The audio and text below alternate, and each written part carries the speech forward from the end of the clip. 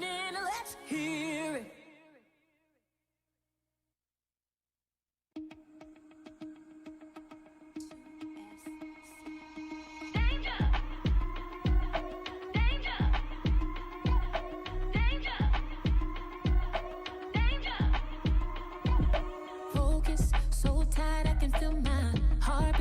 Just I've got no time for second guessing. Ooh, make moves, take charge, position, chasing a vision and a dream. I'm here to cause a scene, new life, no pause, relentless. You ain't with it, move back, be silent. Time is now, no backing down. I'm in it, taking stand position, and let's hear it.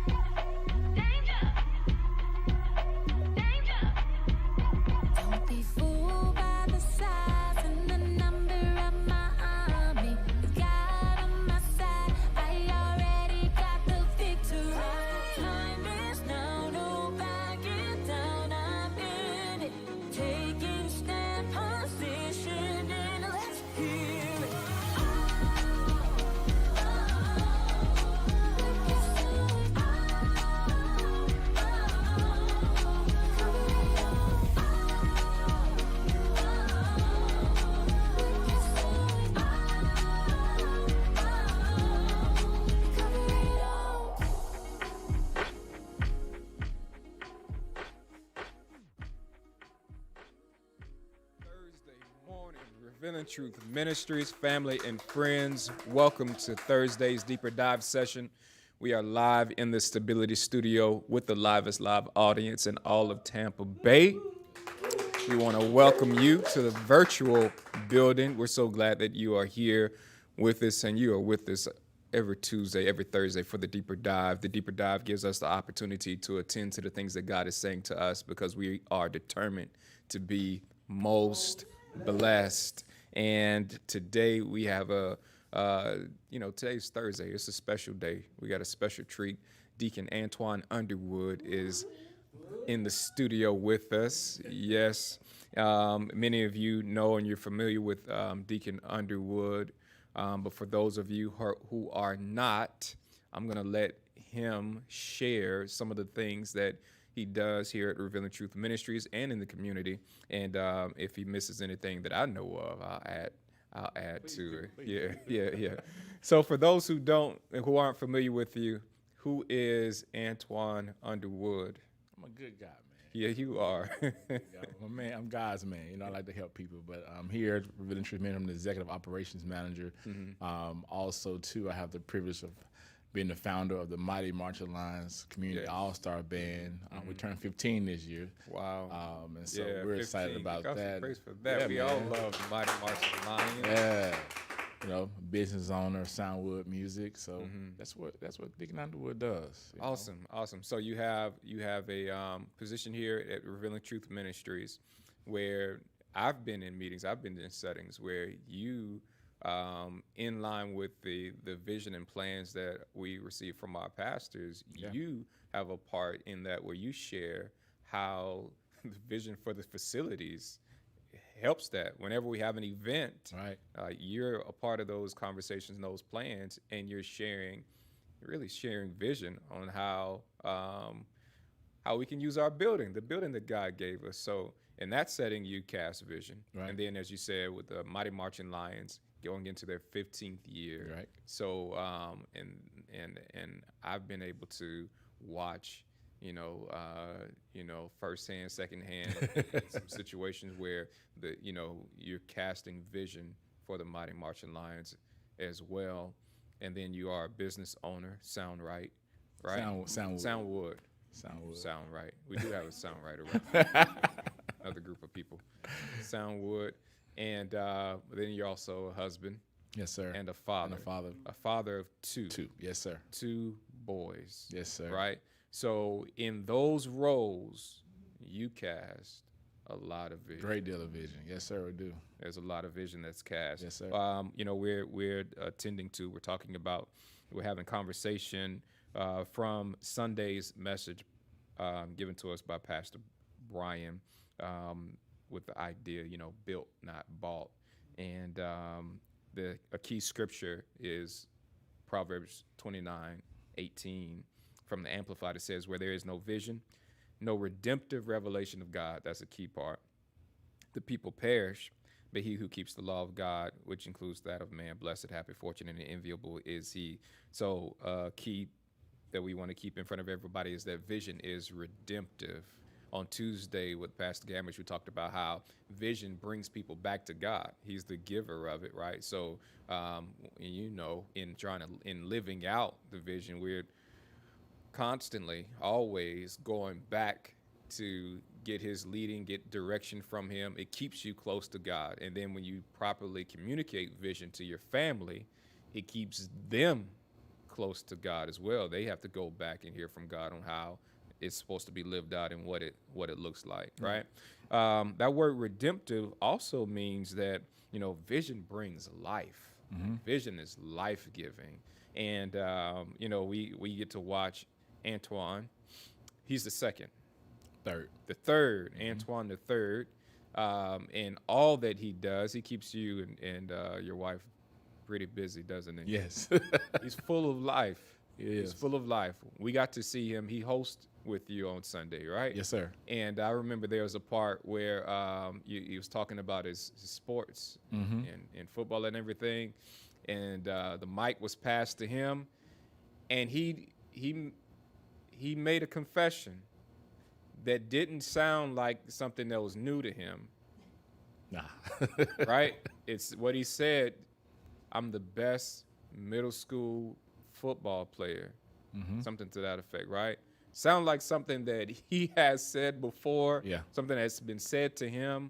And so what I want to talk to what I want to hear from you today is how, we're talking about the importance of communicating vision. I think one of the ways that vision is communicated is through our actions, how we tend to it. And sometimes the actions that we give because of vision speaks louder than the words that we give. And how has that played out in your family, in your household? We just make it plain, We're servants, but at the same time, we believe in just bringing our children around what we do. Yeah. And sometimes people say, "Oh, I'm not gonna bring him around. He'd be at church all day." But Antoine, ever since he was 2, the baby, he's been coming around the band and he's saying different things. But eventually, he had drumsticks in his hand. I got pictures of him having drumsticks. I got a picture of him with a whistle in his mouth. We was at band rehearsal and stuff like that. Him seeing vision lived out from an early age, and then I don't know when, but he just started throwing balls around the house. Even when he was a baby, he just started throwing balls, like his little balls out the crib, throwing it out, throwing little bears and stuff, just throwing it out. I'm like, why did the boy keep throwing stuff? Throw his bottle. I mean, far. Like he got a mean punch. He was a baby, so I'm like, where did the strengths come from? But over time, we saw that evolve from him learning how to play instruments, now he plays 4 instruments. Wow. And so now from there, he's like, okay, I learned the instrument thing. I did the music thing because, sometimes we can try to get our children to do what we want them to do. Right. But for him, he's like, no, I like sports. Yeah. Love music, but I love sports. And he would tell you that that's all he talk about is sports. And so watching that, me and Deborah watching him does that, we're like, hey, he may like sport. Let's try him in this, because we didn't want him to just go over here and do the X, Y, and Z. But regardless of what be at band party, he's always finding something to throw. Yeah. He's always trying to find a basketball. Yeah. Him having Pastor Gamage on Sunday, bringing the basket. He'd be out there before church started, sweaty, playing for 30 minutes. Why? It was something that he was doing, and we stepped back and kind of like, okay, God, what are you doing with this? Yeah. And we kind of buy him goals for his room. He tried to dunk in them. He tear them up. Yeah. And he continued to tear up things as we go. And we're like, man, you keep destroying everything you get. But he's learned the skill. And so one thing we do, we write it down. We sit down with him. So, okay, Antoine, what do you want to do? And in his room, he has affirmation board where he writes down different things. And so I remember one time I said, well, go write down what God's telling you. And he went and wrote it down, and he wrote that same saying, I'm gonna be the greatest. All right. I said, in order to be the greatest, you got to work hard. You got to do what you're supposed to do. You got, so we started walking him down the path of how do you get there. Right. And directing him has been fun because it's been interesting. Yeah. I'll tell you this quick. He had a basketball. We were playing basketball for the Y. And his first year playing basketball, I said, hey, you going to do this, you got to go all in. You know, I ain't going to be wasting my time and wasting money for this. So he went. The first game, they got blew out. And he said, I'm finna quit. I said, what you quitting for? You said you want to do this. Right. You know what I'm saying? I'm going to support you, but you said you want to do this. Right. So he said, okay, I got to get better. I mean, the first time he was crying. He cried. He was hurt. And I remember making a post. I was like, nobody teaches you how to lose. We always teach you. We always saying winning, but nobody teaches that feeling of how to lose. And so I remember that. I asked him to use that same thing as a pivotal point to make it better the next time. And from there, he like took that. He go downstairs, dribbling, doing different things. I said, don't emulate nobody. Do what God telling you to do. Because sometimes you can watch TV and watch YouTube and be trying to emulate everybody, be trying to cross over. Boy, your legs ain't big enough to cross over that ball. You know what I'm saying? You trying to do all the different things, like stop. So he became to get better. Better. He'll show the practice early. You know, things we instill like being early and being disciplined. And from there, he just evolved. And he was like, his last game, you came to the championship game. Won a championship, right? Won a championship, dude. Right. Shot at the buzzer, you know, his homie. That's nice. After that game, we talking about, man, we be trying to celebrate his championship. You know, he said, I want to try other sports. What? What about his basketball over here? No, I want to play all sports. So let me put something in there right there.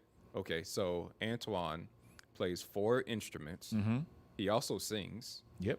Yeah. Sings. Plays basketball, football, golf. Yep. Right. And maybe the list goes on. On and on.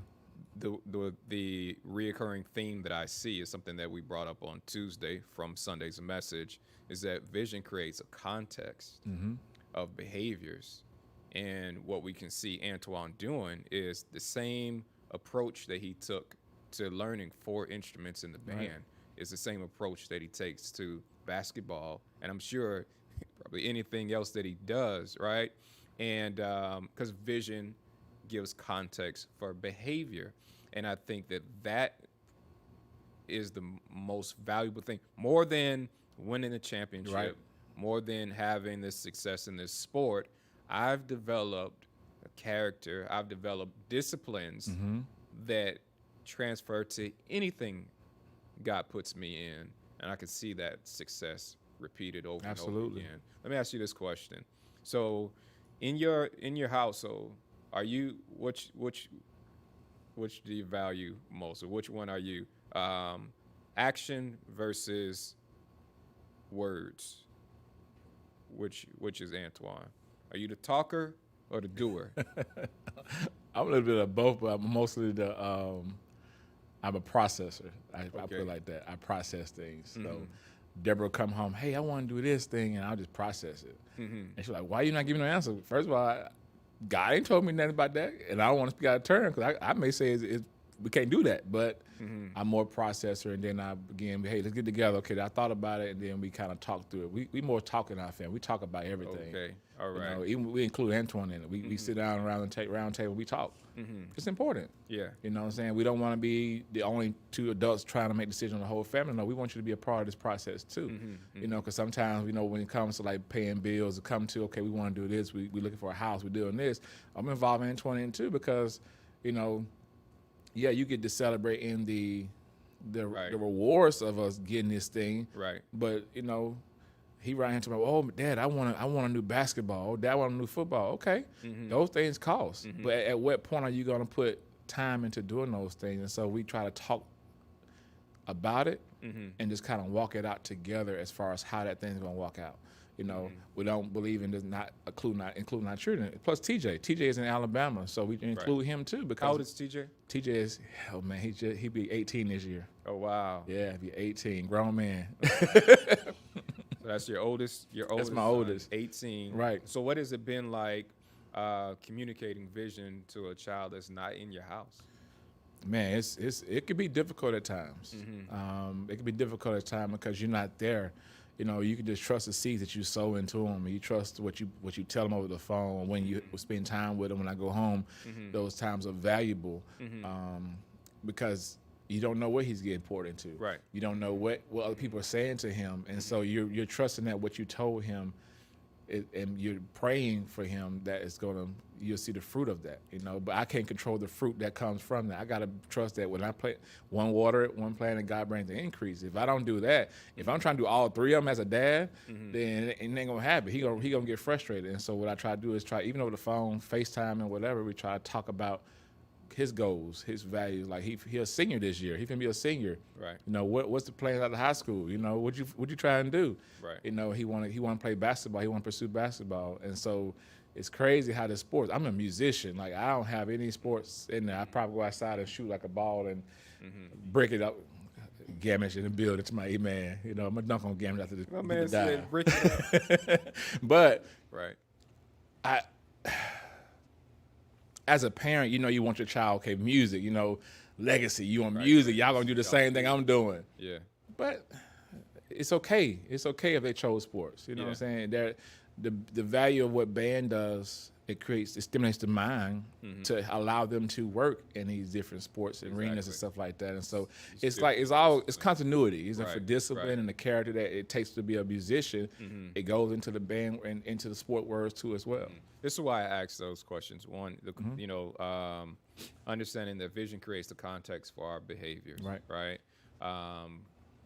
And I imagine that when you talk to TJ and you're sharing things with him, you're encouraging him. He's hearing your approach towards life. He's hearing your perspective, right?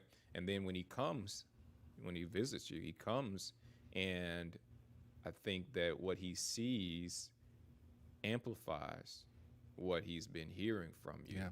And even more so for him, it may be more highlighted now after a stretch of time of hearing these things, then coming in, like that's the only context that he has, what you said.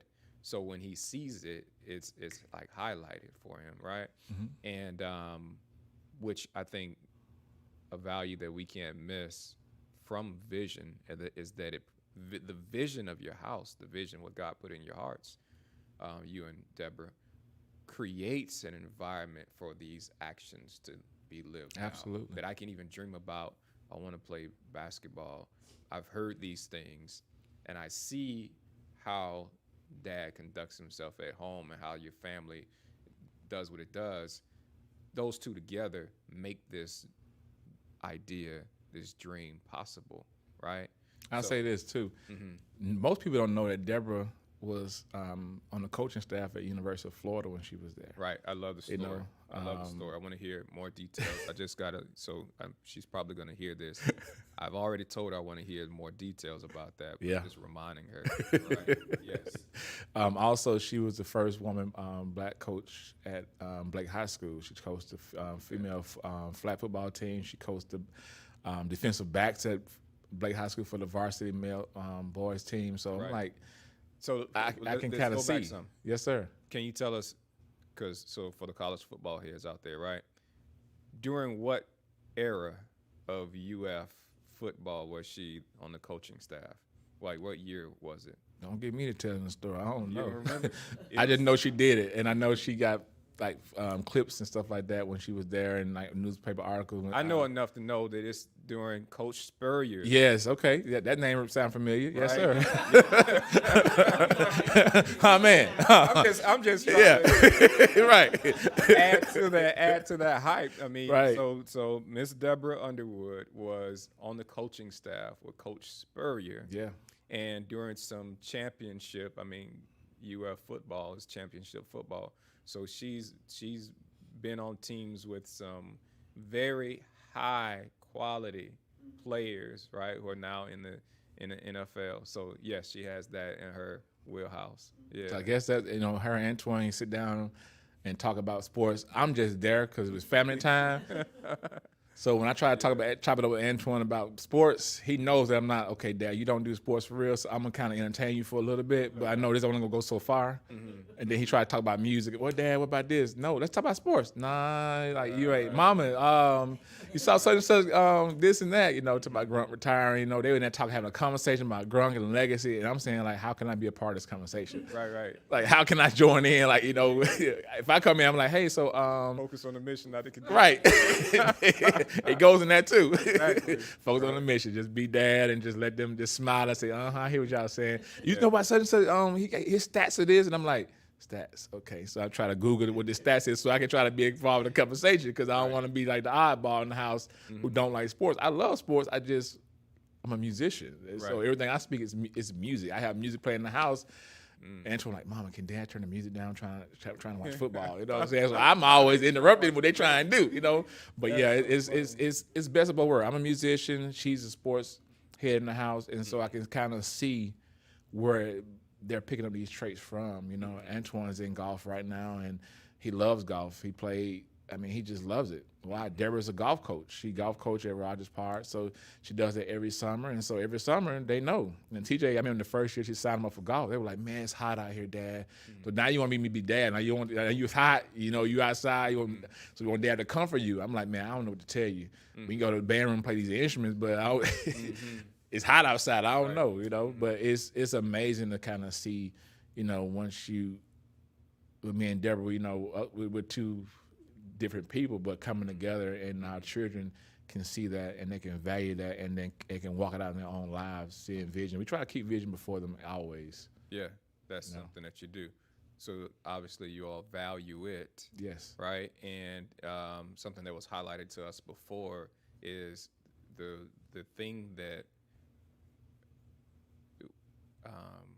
we should value even more than we talk about the being able to tell the difference between the vision, the promise that God has given you versus the vehicle to get there. Don't be so caught up and bought into the vehicle that you miss out on the promise because you're married to a vehicle. But something else that helps us doing that is realizing the values that are necessary in order for this to come to pass. And as I listen to you talk, I'm just seeing a family who has embraced some values.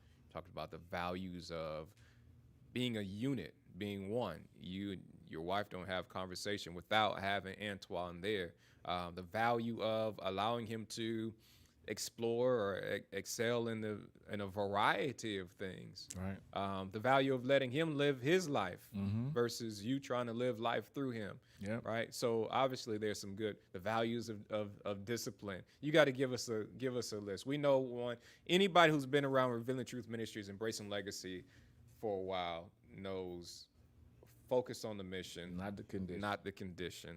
Right? Are there what's some other taglines that are just repeated in the Underwood home? Oh man, strength, power, focus. You know, God gives us strength to use His power to stay focused on the mission, not the condition. What else we say? Strength, power, focus. Strength, power, focus. Roar. You know, receive the order and respond. You know, that's a big one. You know, I hear Deborah saying all the time, "Antoine, did you roar today?" Ooh, like.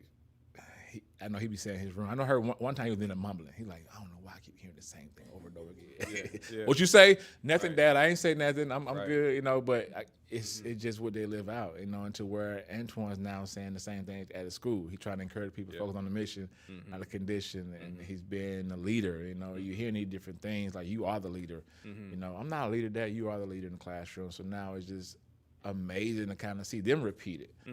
You know, because I see that's one way that vision is communicated, right? Even in finding those, whether taglines or things, you know, sayings, quotables. It's a way to communicate vision. It's memorable and repeatable. I think that is so important about us communicating vision is taking the time to hear, okay, God, how do you want me to communicate this thing that I see, and then having something that is quotable, is memorable, and then they can share it, and other people we're sharing it with can share it and repeat it. And another thing, too, with vision, too, is not being afraid to go back. If God changed the trajectory of the pattern of the way you're going to get there, to go back to the table and say, hey, listen, God's changing this thing, because you don't going to get married to one thing, and then you're trying to force this one thing to keep working, and it's not working. Yeah. At some point, it's going to cause frustration. At some point, it's going to cause, not like Pastor Brown said, not trusting and whatever. But at the same time, you got to communicate that too. It's sometimes hard. You know, with the band, 15 years. You know, how we started and where we are now. you know how many times God has changed that thing? Like God has told us to move another way, and man, I thank God for like Gary Norman, you know, for being my assistant. Like, you know, me and him communicate change all the time, and he like, bro, how you want to do it? Okay, what God? He always say, what God told you to do, and we're gonna do just that. Simple. Period. Put a pin in it, and we have to go back and share those things, because sometimes, like with the Gary's band, been serving with you for 15 years. he's been serving with me about, I would say, 13 of those years. About 13 of Yes, sir. those 15 years. Yeah. And as the assistant band director Yes, sir. for the Mighty Marching Lions. Let's talk about how, because most of all of us, if not, well, most of us, all of us, all of us, I'm thinking, you know, married people, not married people, people with children, people without children, all of us have been given vision that involves other people, whether at work or involved in some community organization. You're going to have to share vision with other people.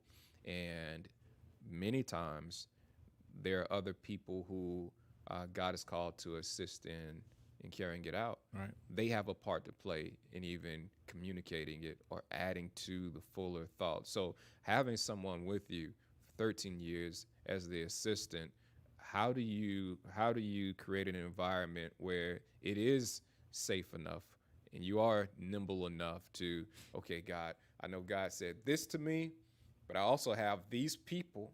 And at one point, I know the band had over like 40 volunteers. Yes, sir. I got like 40 other people who have ideas, who are hearing from God, who have taken responsibility of their part.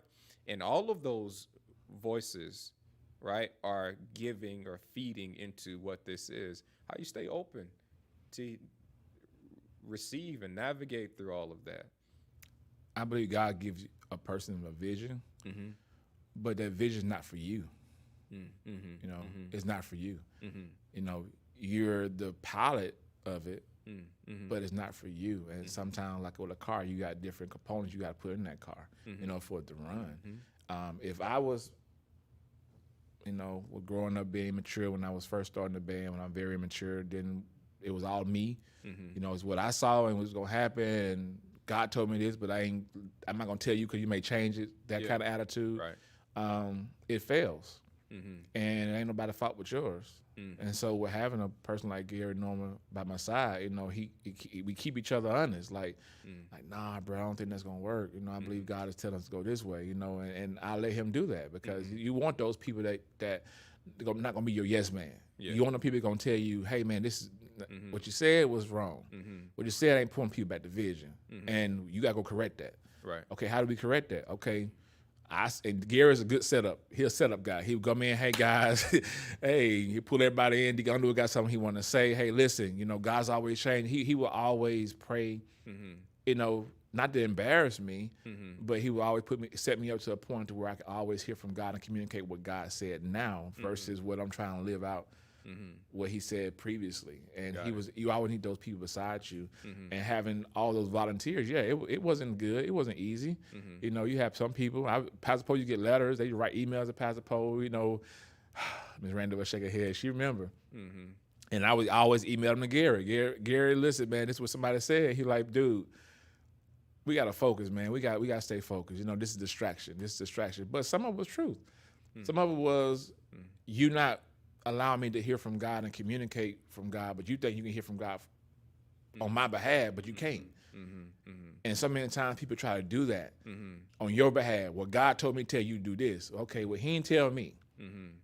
But no, he told you to do this. If you ain't going to do it, then whatever. You know, I'm going to take my child to band because you ain't hearing from God. There was a point that was made on Tuesday from Sunday's message where often we, instead of communicating vision in a way that it does give room for people to participate, we communicate it in a way that communicates control and fear. And in that is self-effort, right? Really, we're looking for how we can do this.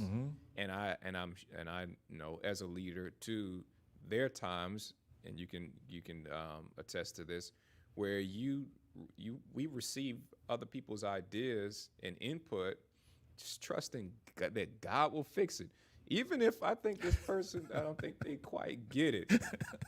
But for the sake of the unity that this is to bring, and for the sake of knowing that vision is not for me, it's for people, right? And it is redeeming and it is life-giving. Come on, be a part, and let's go. And let's put all of it in the pot and trust God to make it what he wants it to be, right? So vision, absolutely. Communicating vision properly is life-giving. It is redemptive. It spreads and gives life to people even beyond what we can, what we can imagine. Communicating vision in the wrong way is dangerous. Yeah, Very dangerous. that's right. Because people are looking for you to hear from God. Right. You hear from God, hear a vision of God to start a marching band with little, no resources, to now you start seeing a trend of, okay, God is moving. Okay, God, I don't need you no more. We good. And I remember years back in 2000, I forgot what it was, but yeah, we thought we had arrived.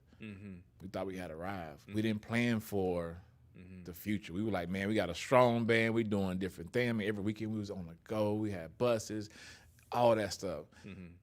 I didn't factor in because I'm so just communicating control, like you said, control. Like, no, we got this. We gonna be doing this. And all of a sudden, I had almost 14, 15 seniors to graduate that year. That was all the horses of the band. Right.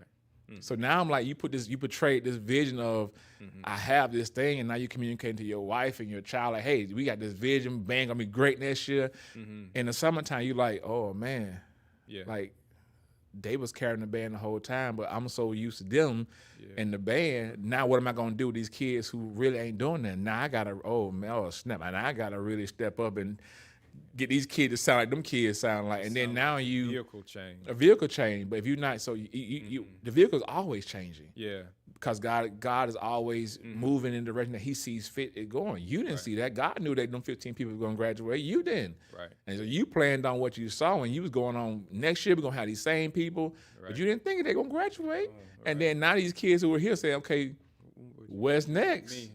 It's me now on the front line. You ain't teach me. Right. You ain't focused on me. Now I'm having to carry this thing through. And there was some rough years, but thank God that he loves us so much that where even we don't listen, he's still making it good, and then we had some good years even after that. God took 15, 20 kids, went to USF and played like none other. Why? Because only God can do that. And then from there, like, you know what? Yeah. I don't want this. This is God's band. And we kept. So let me ask you this question, just as we close out. What is this vehicle really doing? We understand that vision really is a vehicle for a people to receive the promises of God. Yes. The value is what God promised. And this is a vehicle. After 15 years of leading the Mighty Marching Lions, or even in your household with your wife and your sons, what is this vehicle really doing? I believe the vehicle, when it moves, it inspires, it attracts, and it expands others. As you grow, others are growing. As people, we have people come to our house, children stay at our house. They're coming to a house that's vision, that's always vision, and so they can't stop talking about what happened. They can't stop talking about what's in the future. They can't stop talking about this. And so I believe sometimes when people get connected to your vision, God's connected them for a reason. Right. It's not for you to control, but they know. You may have a kid or a child to come onto the house who may not even know vision, who may not even have a family, who may not know what the family means, but vision is always speaking, whether you say it or was audible or inaudible. Is always people are seeing stuff, and when you connect to it, you're gonna it's contagious. Yeah, it grows, and so as it continues to grow, regardless of where you go, like the band is painting on the canvas of their imagination. Okay, this is what family really is. Right. Oh, this is what it feels like to eat dinner at a table. This is what it means to go on a trip that I've never been for. This is how I mean when they say go out of town and go on a trip that, to help other people. I thought my situation was bad. Let me go over here. Now it's painting a vision to where, man, God is really helping me and my family. God is really helping me to stimulate way, because you don't never know. We have people join the band, grown-ups and children, who may be needing the band to get discipline, or maybe how to stay organized, or how to do this. And even in my house, and even at the working at the church, you see those similarities where God connected with different people, do conversations, things like that. And God, vision is always talking, vision is always moving. And when people connect to it, they get inspired, and then God begins to move in their life and begin to move them and steer in the direction that they want to. And they can always point back to, I remember when I joined this, I remember this, and how God is moving from this to where I am now. Yeah. We all have that same testimony. We all have that. We joined this because we needed one thing. We thought we were joining for this reason, right? But God used this vehicle to get you on the path of where He wants you to go. Absolutely. It's so much fruit. Yes, sir. Yep, because He exceeds our expectations. Oh, yeah, absolutely. Yep, it's beyond good. Yes, and the goodness of the Mighty Marching Lions, to attest to what you just said, they are currently at least three Mighty Marching Lion alum who are now leading bands in Hillsborough County schools. They came, they saw, it birthed vision in them, and they're continuing to live out the thing that was planted in their heart. Thank you, sir, for being with us today. Thanks for having me, sir. We appreciate you. Thank you for joining us in the virtual building. Always share the chat, share the conversation with those that you're connected to in your social media platforms that you use. Today is Thursday. We are looking into the weekend, and we are excited about it. If we don't see you physically on Sunday, we'll catch you in the chat. Till then, for the rest of this day and the days in between, keep being people who are most blessed. We love you. We'll see you soon. Awesome. Amen. Thank you. No time for second guessing. Ooh, make moves, take charge, position, chasing a vision and a dream. I'm here to cause a scene, new life, no pause, relentless. You ain't with it, move back, be silent. Time is now, no backing down.